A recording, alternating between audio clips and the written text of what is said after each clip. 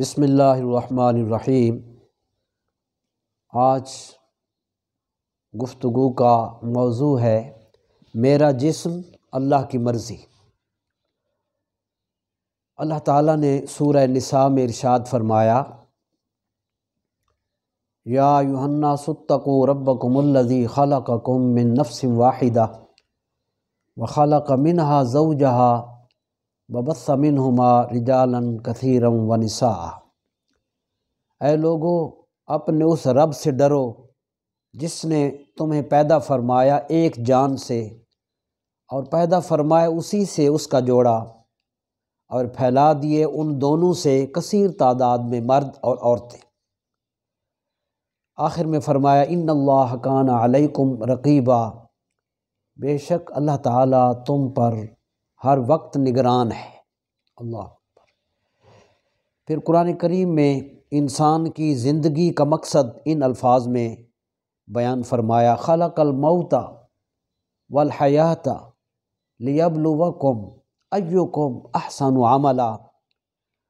اللہ تعالیٰ نے پیدا کیا موت کو اور زندگی کو تاکہ وہ تمہیں آزمائے، تمہارا امتحان لے کہ تم میں سے عمل کے لحاظ سے کون بہتر ہے۔ تو اس طرح ایک مسلمان کے لیے اب سوال ہوا کہ عمل کون سا بہتر ہے، تو اس کے لیے نبی کریم علیہ السلام کی ذات معیار ہے۔ حضور کی ذات ہمارے لیے سب سے بڑا معیار ہے۔ نبی کریم علیہ السلام کی ذات اقدس ہر مسلمان کے لیے اعلیٰ نمونہ اور رول ماڈل کی حیثیت رکھتی ہے۔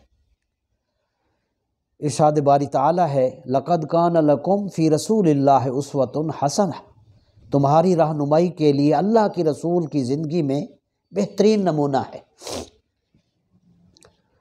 تو دین اسلام کا منکر جو کچھ کرے وہ اپنے انجام کا خود ذمہ دار ہے، جبکہ مسلمان مرد ہو یا عورت، اس کے لیے اللہ اور اس کے رسول کے فیصلے کے بعد اس کی اپنی مرضی ختم ہو جاتی ہے۔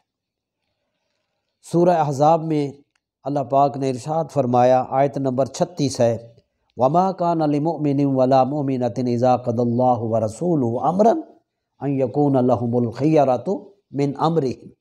اس آیت میں بتا دیا گیا کہ اللہ رسول کے فیصلے کے بعد کسی مسلمان مرد اور عورت کا اختیار باقی نہیں رہتا۔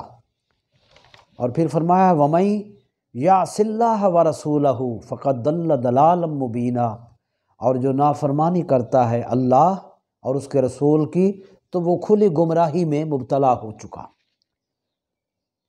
لہٰذا ان واضح احکامات کے مطابق ہر مسلمان مرد اور عورت کی زندگی کا ہر شعبہ، چاہے وہ معاشیات ہوں، پیسہ کمانا ہو یا خرچ کرنا ہو، یا معاشرتی زندگی ہو، رہن سہن ہے، لباس ہے، خوراک ہے، شادی بیاہ ہے، یہ سارے معاملات میں ایک مسلمان اللہ رسول کے احکام کا پابند ہونا چاہیے۔ اگر غلطی ہو جائے تو اللہ سے معافی اور توبہ کرے، کیونکہ زندگی اور اس کی ساری نعمتیں اللہ کی امانت ہیں۔ جسم بھی اسی کا، نعمتیں بھی اسی کی ہیں۔ اس نے ہمیں مالک بنا دیا چند عرصہ کے لیے، اور قیامت کے دن ہم سے پوچھنا ہے اللہ پاک نے۔ ارشاد باری تعالیٰ سنیے، ثم لتسألن یومئذ عن النعیم، قیامت کے دن تم سے نعمتوں کے بارے میں ضرور پوچھا جائے گا۔ اللہ اکبر۔ تو اسلام کے مخالفین کبھی برداشت نہیں کر سکتے کہ مسلمان اللہ تعالیٰ اور اس کے رسول کے احکام پر عمل کریں اور بلندیاں حاصل کریں، اور ان پر کوئی اللہ کا انعام نازل ہو۔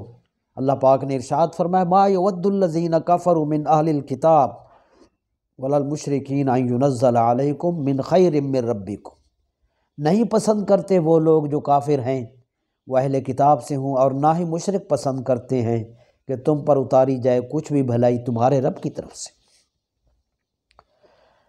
تو یہ مشہور نعرہ پیدا ہو چکا، میرا جسم میری مرضی۔ حیرت ہوئی، یہ اسلامی احکامات کی خلاف بغاوت ہے، اور دینی اور دنیاوی تباہی ہے مسلم امت کی، اور جس کا مقصد یہ ہے کہ زوال پذیر مسلم امت کو اور نیچے لایا جائے، ان کو اخلاقیات ان کی ختم کر دی جائیں۔